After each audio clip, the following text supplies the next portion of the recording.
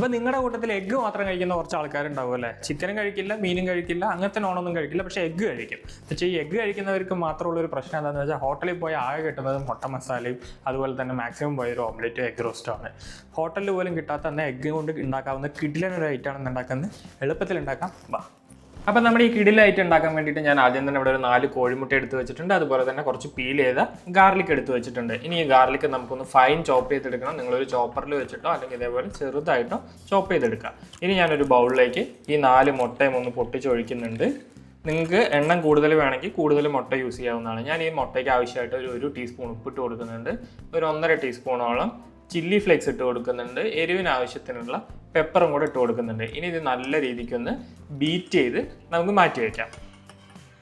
ഇപ്പോൾ നമുക്ക് നമ്മുടെ ആദ്യം ഈ മുട്ടയൊന്ന് സ്ക്രാമ്പിൾ ചെയ്തെടുക്കണം. അതിനുവേണ്ടി ഞാനൊരു നോൺ സ്റ്റിക്ക് പാൻ വെച്ചിട്ട് അതിലോട്ട് 1 ടേബിൾ സ്പൂണോളം ബട്ടർ ഇട്ട് കൊടുക്കുന്നുണ്ട്. നമ്മൾ ഓയിലൊന്നും ഒഴിച്ചു കൊടുക്കേണ്ട, ബട്ടറിൽ തന്നെ നമ്മൾ എഗ്ഗ് സ്ക്രാമ്പിൾ ചെയ്തെടുക്കുമ്പോഴാണ് നല്ല ഫ്ലേവറായിട്ട് കിട്ടുക. അപ്പോൾ ബട്ടർ ഒന്ന് മെൽറ്റായി വന്നതിന് ശേഷം നമ്മൾ ബീറ്റ് ചെയ്ത് മാറ്റി വെച്ചിരിക്കുന്ന എഗ്ഗ് ഒന്ന് ഒഴിച്ചു കൊടുക്കാം. ഇനി ഈ സമയത്തൊക്കെ നമ്മൾ മീഡിയം ഫ്ലെയിമിലായിരിക്കണം ഇത് സ്ക്രാമ്പിൾ ചെയ്തെടുക്കേണ്ടത്, ഇല്ലെങ്കിൽ അടിയിലൊക്കെ ഇത് പെട്ടെന്ന് മൊരിഞ്ഞു പോകും. അപ്പോൾ ഇങ്ങനെ ഒന്ന് വെന്ത് വന്ന് തുടങ്ങുമ്പോൾ തന്നെ നമുക്കൊന്ന് ഇതിലോട്ട് എക്സിസ് ആയിട്ടുള്ള എഗ്ഗും കൂടെ ഒന്ന് വേകാനായിട്ട് നമ്മളൊന്നിങ്ങനെ ചുറ്റിച്ചെടുക്കണം. അപ്പോൾ ഇതിനെ നമുക്ക് മൊരിഞ്ഞു പോവാതെ ഒരു മീഡിയം കുക്കിൽ തന്നെ നമുക്കിതിനെ ഇനി ചെറിയ പീസുകളായിട്ട് എടുക്കണം. നമ്മൾ ചില്ലി ചിക്കൻ എടുക്കുന്ന പോലെ ചെറിയ പീസുകളായിട്ട് ഇതിനെ കട്ട് ചെയ്ത് മാറ്റണം. അപ്പോൾ ഈ സമയത്തൊക്കെ ഫ്ലെയിം മീഡിയത്തിൽ വെക്കാൻ മാത്രം ശ്രദ്ധിക്കുക, അല്ലെങ്കിൽ ഇത് മൊത്തം മൊരിഞ്ഞ് ഇതിൻ്റെ ഒരു ഫ്ലേവർ നഷ്ടപ്പെട്ടു പോകും.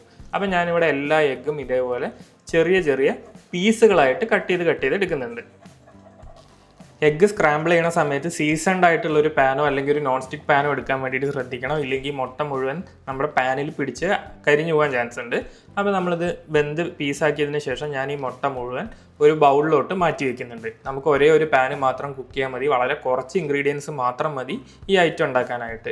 അപ്പോൾ ഞാനിനി അതേ പാനിലോട്ട് 1 ടേബിൾ സ്പൂണും കൂടെ ബട്ടർ ആഡ് ചെയ്ത് കൊടുക്കുകയാണ്. ബട്ടർ ഒന്ന് മെൽട്ടായി വന്നതിന് ശേഷം ഞാനിതിലോട്ട് ഫൈൻലി ചോപ്പ് ചെയ്ത് വെച്ചിരിക്കുന്ന നമ്മുടെ ഗാർലിക് ഇട്ട് കൊടുക്കുന്നുണ്ട്. ഗാർലിക് ഇട്ട് കൊടുത്തിട്ട് ഇത് നല്ല രീതിക്കൊന്ന് ഇളക്കി യോജിപ്പിച്ച് കൊടുക്കണം. ഇനി ഇത് ഗാർലിക് കരിയാതിരിക്കാൻ തന്നെ നമ്മൾ മീഡിയം ഫ്ലെയിമിൽ തന്നെയാണ് ഇത് ഓൾമോസ്റ്റ് എല്ലാം കുക്ക് ചെയ്തെടുക്കുന്നത്. അപ്പോൾ നമ്മൾ ചാനലിൻ്റെ ഒരു അപ്ഡേറ്റ് പറയാം. നമ്മളൊരു 1K സബ്സ്ക്രൈബേഴ്സിൻ്റെ അടുത്ത് എത്തിക്കൊണ്ടിരിക്കുന്നു. നമുക്കൊരു 700 സബ്സ്ക്രൈബേഴ്സിൻ്റെ അടുത്തായിട്ടുണ്ട്. അപ്പോൾ നിങ്ങളുടെ ലൈക്കും ഷെയറും സബ്സ്ക്രൈബും ഒക്കെ ഉണ്ടെങ്കിൽ നമുക്ക് ഓരോ വീഡിയോസും നല്ല ക്വാളിറ്റിയിൽ ചെയ്യാൻ മോട്ടിവേഷൻ ഉണ്ടാവുള്ളൂ. അപ്പോൾ നിങ്ങൾക്ക് എൻ്റെ വീഡിയോസ് ഇഷ്ടപ്പെടുന്നു വിചാരിക്കുന്നു. ഇനി എന്തെങ്കിലും മാറ്റങ്ങൾ വരുത്തണം എന്നുണ്ടെങ്കിൽ നിങ്ങൾക്ക് കമൻറ്റിലൂടെ രേഖപ്പെടുത്താവുന്നതാണ്. അപ്പോൾ ഇനി നമുക്ക് വീഡിയോയിലോട്ട് കിടക്കാം. ഇനി ഞാൻ ഇതിലോട്ട് പെപ്പർ ആവശ്യത്തിന് ഇട്ട് കൊടുക്കുന്നുണ്ട്. നമ്മുടെ എരിവിനനുസരിച്ച് പെപ്പറിൻ്റെ അളവ് കൂട്ടുകയോ കുറയ്ക്കുകയോ ചെയ്യാവുന്നതാണ്. ഞാനൊരു 1 ടീസ്പൂൺ ചില്ലി ഫ്ലേക്സും കൂടെ ഇട്ട് കൊടുത്ത് ഇത് നന്നായിട്ടൊന്ന് ഇളക്കി കൊടുക്കുന്നുണ്ട്. ഇനി ഇതിലോട്ട് ഒരു 1/4 കപ്പ് പാൽ ഒഴിച്ചു കൊടുക്കുന്നുണ്ട്. പാലിൻ്റെ അളവ് ഞാൻ 4 മുട്ട എടുത്തുകൊണ്ടാണ് 1/4 കപ്പ് ഒഴിച്ചു കൊടുക്കുന്നത്. കുറച്ച് കൂടുതലായാലും പ്രശ്നമില്ല. നല്ല രീതിക്ക് ഇതൊന്ന് കുറുക്കിയെടുക്കണം.